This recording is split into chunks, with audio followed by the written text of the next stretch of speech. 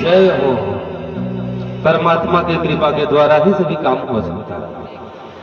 और ये क्या करते हैं, ये जाती है किसके पास, नाक कान कटवा करके, और जाती है खरदूषण के पास और कहती है कि भैया, और ये जो है तो इस गंडक वन में दो राजकुंवर आए हैं, उनके साथ में एक नारी है, मैं उनके पास नारी स्वभाव के कारण गई थी उनके पास मिलने, पर वो हमारे साथ क्या किए, हमारे नाक कान को काट दिया। और उनके साथ में एक सुंदर स्त्री है। खरदूषण सोचते हैं कि चलो मैं अपनी बहन का बदला लूंगा,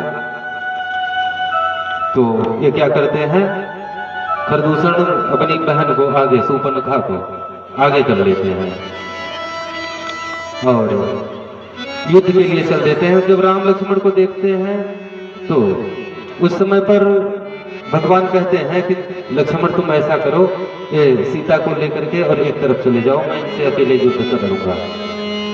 मानो ये खर और दूषण भगवान से युद्ध करते हैं, और युद्ध करते करते भगवान ऐसे बाण को चलाते हैं कि इनको हर जगह राम ही दिखाई देने लगते हैं। यानी जो राक्षस हैं उसमें भी राम दिखाई देते हैं। तो जब राम हर जगह दिखते हैं तो इनको लगता है कि अब ऐसा करता हूं, मैं राम से युद्ध कर रहा हूं, चलो मारता हूं, राम समझ करके, और आपस में ही ये कटमर करके समाप्त हो गई। जब ये सब आपस में समाप्त हो गए, लक्ष्मण भैया लेकर के फिर से सीता जी को आ गए, और भगवान इस प्रकार से लीला करते हुए, और ये जो है तो धुआं देखी खरदूषण घेरा, जाय सुबुनखा रावण फेरा। ये जाकर के रावण के पास में कहती है कि धिक्कार है तुझको रावण, तू काहे के लिए राजा बनता है, जब तू बता कि तेरी बहन का नाक कान सब काट दिया गया, तेरे रहते जो है तो हमारे नाक कान को काट दिया गया और तू अपने आप को तीनों लोक का स्वामी समझता है। रावण विचार करता है, पूछता है क्या हो गया। कह लंकेश कह से निज बाता कई तब नासा कान निपाता। ये बता तेरा नाक कान कौन ने काट दिया। तो बताती है यही बात, कहती है कि दंडक वन में पंचवटी में 2 राजकुमार आए हैं, उनको साथ में एक सुंदर नारी है। नारी स्वभाव के कारण मैं उनके पास गई और वो जो है तो हमारे नाक कान को काट दी। रावण के मन में विचार उत्पन्न हुआ कि ये इसका नाक कान जो कटा है तो सही में जानबूझ करके कटवा के आई है कि अच्छा सखी जरूर था। रावण के मन में आया कि कहीं ऐसा तो नहीं कि नाक कान थोड़ा थोड़ा सा कटा करके चली आई हो और ले जा करके कहीं भिड़ा दे, हमको झगड़ा कराने लगे। तो रावण जो है तो वहां के सभी बड़े बड़े लोगों को बुलवाया और बोले कि इसका जांच किया जाए, ये नाक कान अपने से कटवाई है कि धोखे से काटा गया है। भाई ये बोल रही कि जबरदस्ती काट लिए हैं। आए सब लोग बोले कि देखो रावण ये जो है तो इसका नाक कान जो है ना तो धोखे से काटा गया है, जानबूझ करके नहीं कटवाई है। एक बड़ा बुजुर्ग वैद्य था, वो आकर के और बोला कि देखो रावण इसने जानबूझ करके बैठ करके अपने नाक कान को कटवाया है, ये हम निर्णय देते हैं।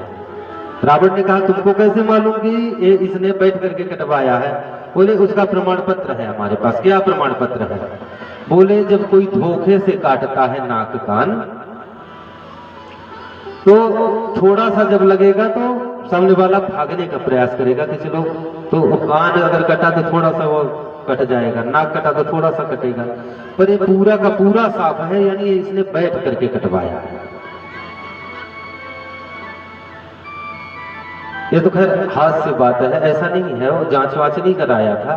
पर आप लोगों को चाहे कुछ भी हंसने का बोलो चाहे रोने का बोलो, आप लोग वही ठीक है। अब इसके बाद में सज्जनों रावण मन में विचार करता है कि वहां पर तो खरदूषण था। बोलता है कि खरदूषण थे, उनको क्यों नहीं बोल दिया, वो वहीं पर सब निपटा देते। बोले खरदूषण को मैं बोलने गई थी, एक खरदूषण को तो पहले ही निपटा दिया।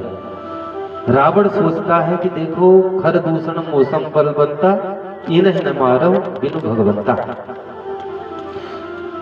ये जो है खरदूषण और ये खर और दूषण जो है तो ये हमारे समान ही बलवान थे, तो इनको मारने के लिए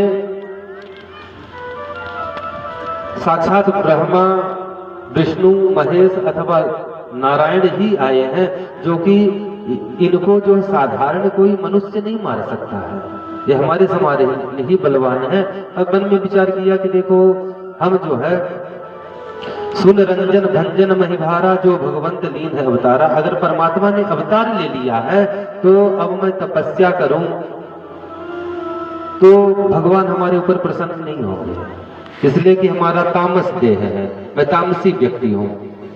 भगवान हमारे ऊपर तपस्या करने का इतना नहीं है समय, तो क्या करता हूं मैं जा करके भगवान को पाने के लिए, अपना मोक्ष करने के लिए मैं इनके साथ में बैर कर लेता हूं, विरोध कर लेता हूं। जब विरोध कर लूंगा तो ये जो है तो भगवान आएंगे ही हमारे पास, मिलेंगे ही हमको। उस दिन रावण का ये पहला निर्णय था युद्ध के शुरुआती दौर में, और रावण का निर्णय जो था तो कोई गलत नहीं था, और जो ऐसा सोचा था वही हुआ भी। रावण ने जो सोचा कि भगवान के हाथ हमारी मृत्यु हो जाएगी, मैं मोक्ष पालूंगा, भगवान को पालूंगा, मैं तपस्या करके भगवान राम की सेवा भी करूंगा, तपस्या करूंगा, फिर भी राम नहीं मिलेंगे, इसलिए कि समय उतना बचा नहीं, तो मैं इनके साथ में विरोध कर लूंगा। और दूसरी बात यह भी कि जय विजय का श्राप भी है, तो रावण बन करके आया है। समस्त कारणों के द्वारा ये जो है जाता है और मन में विचार करता है कि मैं किस प्रकार से इनसे विरोध करूं। मन में आता है कि इनके साथ में बता रहे थे सुपनखा कि एक स्त्री है, उसी का हरण कर लेता हूँ। ऐसा मन में विचार करके और जाता है कहाँ, मारीच के पास में। मारीच के पास में जाकर के कहता है कि मारीच, तुम ऐसा करो कि सीता का हरण करना है।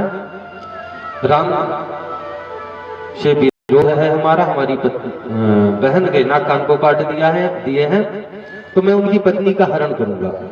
तुम ऐसा करो, तुम माया का मृग बन करके जाओ और सीता जी को मोहित करो, और मैं उनको जो है वो शर्म के लिए याचना करेंगी, तुम लेकर के राम को दूर चले जाना, उसी समय पर मैं सीता का हरण कर लूंगा। मारीच बोलता है कि रावण, क्या तुम जानते हो,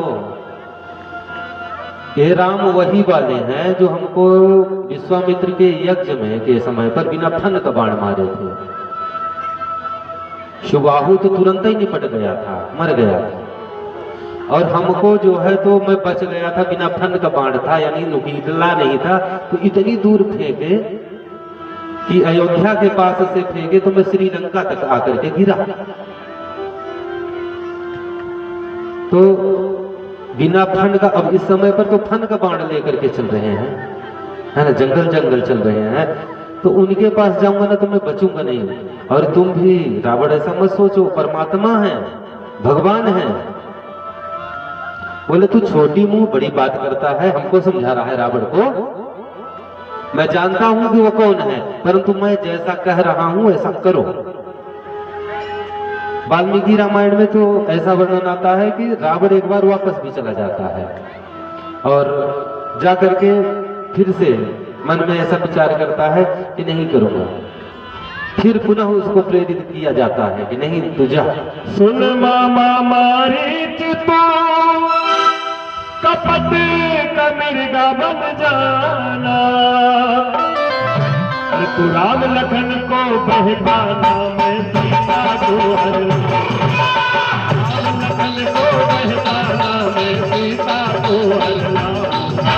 सुन मामा मारीच तू कपट का मिर्गा बन जाना, राम लखन को बहकाना, मैं सीता को हरना। राम लखन को बहकाना, मैं सीता को हरना। जा करके और कहता है कि मैं जाकर के सीता को हरण कर लूंगा, तू मृग बन करके जा। और पहले तो ये मना करता है रावण, जो है अपनी चंद्रहास तलवार निकाल लेता है और कहता है कि अगर तू नहीं जाएगा ना तो मैं तुझको अभी मार डालूंगा। ये मारीच सोचता है कि इस राक्षस के हाथ से मरने से अच्छा तो यह है कि राम के हाथ मर जाओ, मरना ही है। अब चाहे ये मार डाले, नहीं जाऊंगा तो ये मार डालेगा, और जाऊंगा तो वो मार डालेंगे। तो ऐसा करता हूं कि जाता ही हूं, कम से कम भगवान के हाथ से ही मुक्ति होगी, ऐसा मन में सोच करके और जाता है। और जा करके देखिए ये मारीच जो है मृग बन करके जाता है, मायावी, और जा करके और वहां पर सुंदर हिरण का रूप बन करके और मृग का रूप धारण करके और विचरण करता है। और ऐसा स्वरूप है मानो कि सोने का हो, सुवर्ण के जैसा दिखाई देता है। सीता जी भी ये जानती हैं। अच्छा, इसी बीच में एक घटना और घटी थी। क्या घटी थी?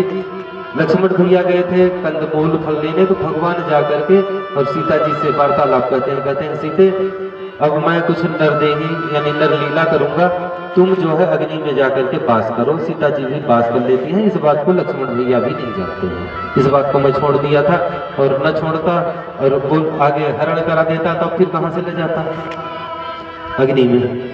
तो इसलिए अग्नि चली जाती है। वहां तीन स्वरूप होता है, एक भगवान के हृदय में विराजमान होती है, एक अग्नि में प्रवेश होती है, एक माया की रही आती है।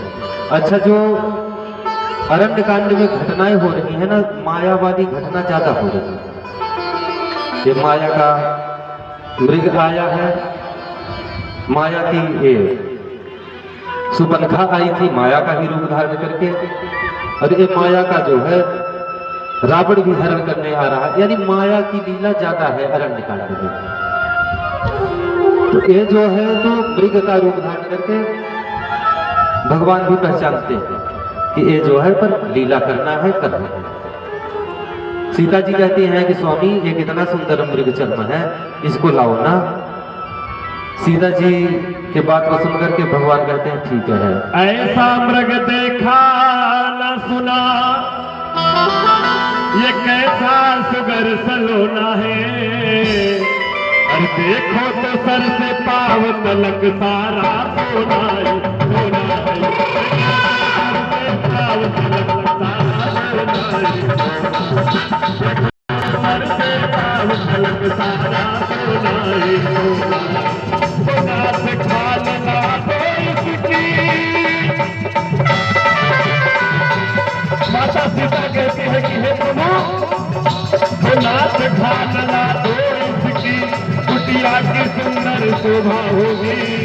सोने के लगती लगशाला क्या यादगार, सोने की लगती लगशाला क्या यादगार। कहती है कि स्वामी कितना सुंदर, ये जंगल में हम लोग आए हैं और जाकर के अयोध्या जी